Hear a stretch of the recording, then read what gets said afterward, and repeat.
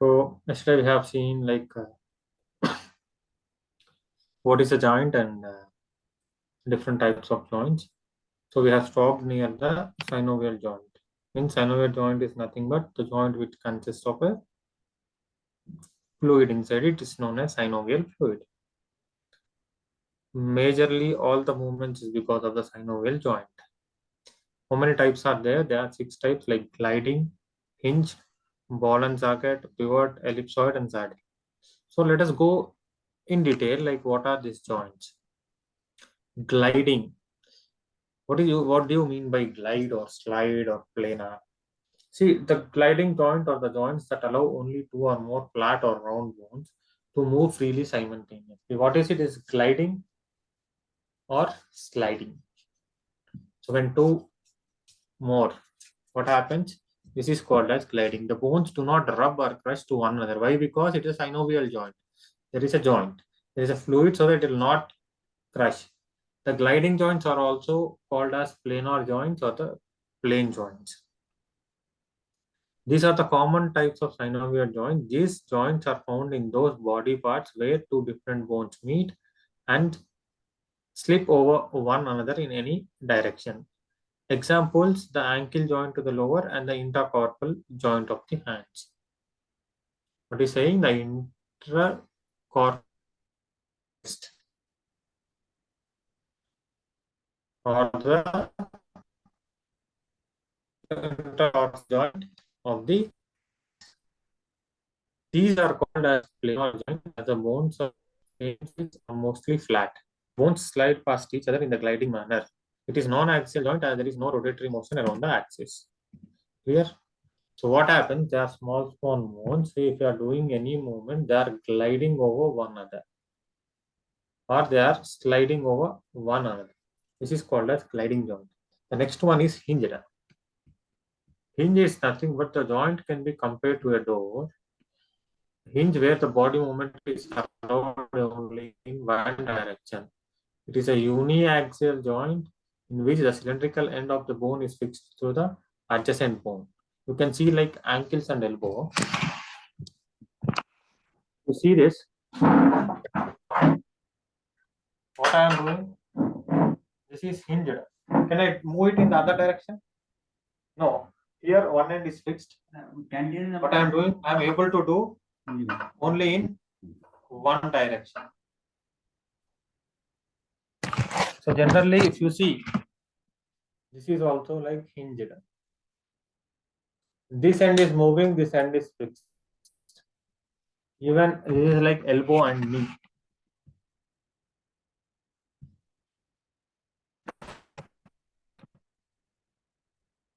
The next one is ball and socket joint. It has a wider range of motions compared to all other joints.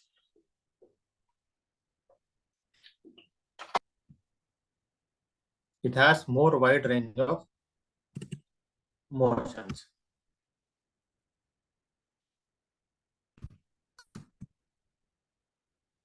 The joint allows maximum movement in all directions, hence called multi-axial joint. It allows rotatory motion. The head of one bone fits into the depression of the other bone, like how the ball fixed into the socket. What is the example? Hip joint and shoulder, where the femur bone is fixed into the shoulder joint and the humor bone is fixed into the shoulder and femur into the pelvis. What we have seen, gliding, hinge, ball and socket. Pivot. In these joints, bones rotate and about an axis. If you see, the rounded end of bone moves within the ring-like structure found by the other bone, along with the ligament at a joint. These joints are uniaxial. We'll see what is this uniaxial, biaxial, multi-axial. We'll see later. The movement allows in one axis. For example, if you somebody asks you something and if you want to tell no, how you nod your head. If you want to tell how you nod your head. So what happened now? Your C1 is rotating about the C2. That C1 is called as atlas and C2 is called as axis. and it is rotating. So this is called as pivot joint. Or you can see this is fixed. The ulna is rotating about the other when you twist the radius and ulna. Next, the ellipsoid joint. It is a joint allows all sort of movement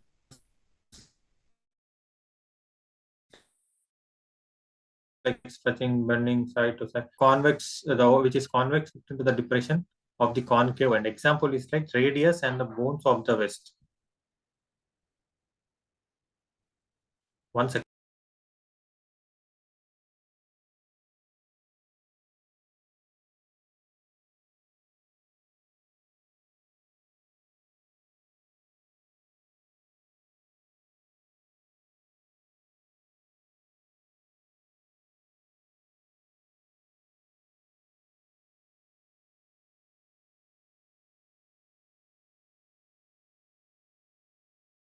Yeah, sorry, someone has come. It is like the radius and the bones of the wrist. If you see, this is called as a ellipsoid joint. Next one is a saddle joint. Saddle. It's like a rider on the saddle. If you take your thumb with the palm, it does all the movements. This is called as a saddle joint. You can see the examples here, the ball and socket, everything. Okay. This is first one is based on the structures. What is that? Abhinav, Abhinav, go to the picture and expand that picture and show. So the wordings will be very clear. Okay. Yes, yes, yes. Expand that. Yes. Clear now? No. So this is the joints you can see. Saddle joint, hinge joint.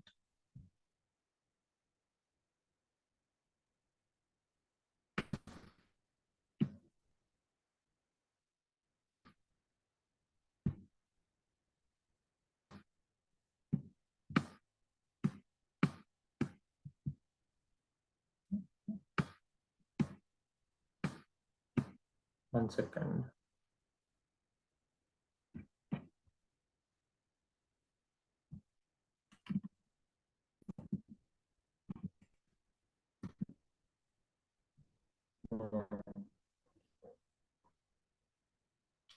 First one is a ball and socket. How the ball is fixed into the socket.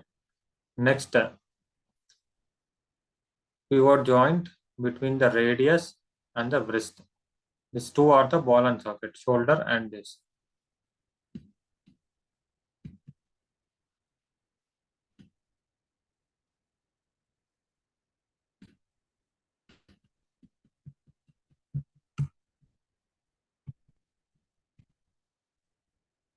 Next one, you see the planar joint, carpals and dorsals.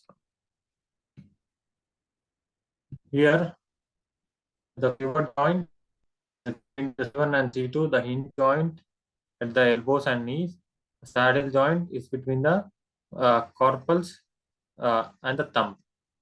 So after this, I'll send you some video. You can watch the video, you'll understand much better. I think I can play video now, no? Here. So let me try to play the video.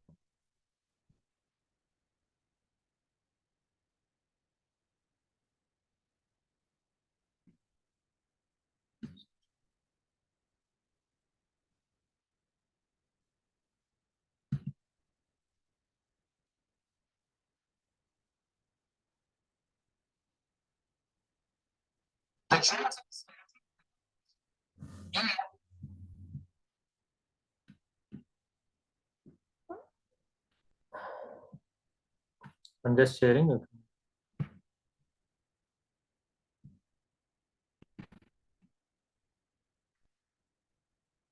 Can you see the video?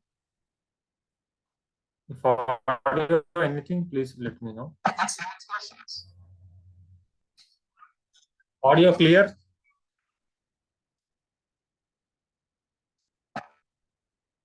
You're not getting the audio.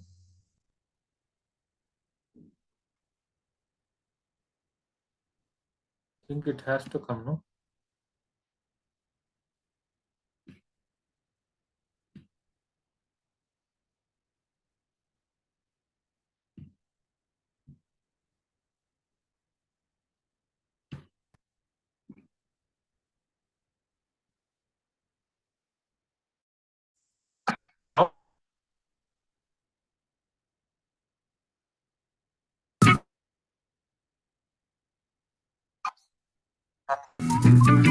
Synovial joints, like the shoulder and the knee, because they move.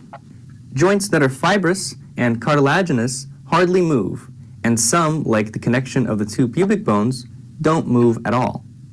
When you're learning how to draw, pay attention to synovial joints and keep your thoughts away from pubic bones. If you know where the joint is on this foot, you know that it won't do this or this when you stand on your toes. It will do this. We need to know the position of the joint to make squash and stretch look like the real thing. Synovial joints. There are 6 types of synovial joints. They have varying shapes, but the important thing about them is the movement they allow. Joints determine what position our bodies can take. We learn them to invent poses, and we learn the limits to stretch the limits. The 6 types of synovial joints are hinge, pivot, ball and socket, ellipsoid, saddle, and plane. Let's go through them one by one. The hinge joint. The hinge is a very simple joint. It allows movement only on one axis. Its structure prevents rotation this way or this way. The head of the bone wraps around the cylindrical head of the other, allowing a very stable rotation this way. Going back to the terminology from last week, the hinge joint allows flexion and extension. That's it. That's all it does, but it does it well. Like the hinges on a door, allow it only to open or close. The best example of it is the elbow. Here's the rotation on a simplified skeleton: flexion and extension. So, if the elbow only allows flexion and extension, how is it that we're able to twist the forearm? Well, let's take a look at the next joint, the pivot joint. The pivot joint also allows rotation at only one axis. However, it rotates along the long axis. A cylindrical bone fits into a ring of bone and ligament, like the radial ulnar joint just below the elbow. The cap on the radius bone fits nicely into this notch on the ulna bone. Ligaments complete the ring, holding the bone in place and allow the radius only to rotate inside of it. The result on the forearm is what we call pronation and supination. During pronation, the base of the radius rotates over and around the head of the ulna. The ulna stays relatively still. Remember, the hinge joint at the elbow prevents the ulna from twisting, so all of that twisting happens at the radius. And by the way, the distal joint of the ulna and radius is also a pivot joint. The combination of the pivot at the top and at the bottom creates that twisting motion for pronation and supination. The ball and socket joint. The ball and socket is the champion of all joints. Hooray for the ball and socket. Its structure is just like how it sounds: a ball inside of a socket. This simple and effective structure allows it to move in all axes: flexion, extension, abduction, adduction, rotation, and circumduction. The 2 ball and socket joints of the body are at the hip and the shoulder.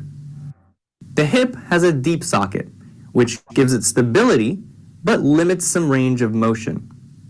The shoulder joint has a shallower socket, which gives it greater range of motion, but takes away some stability.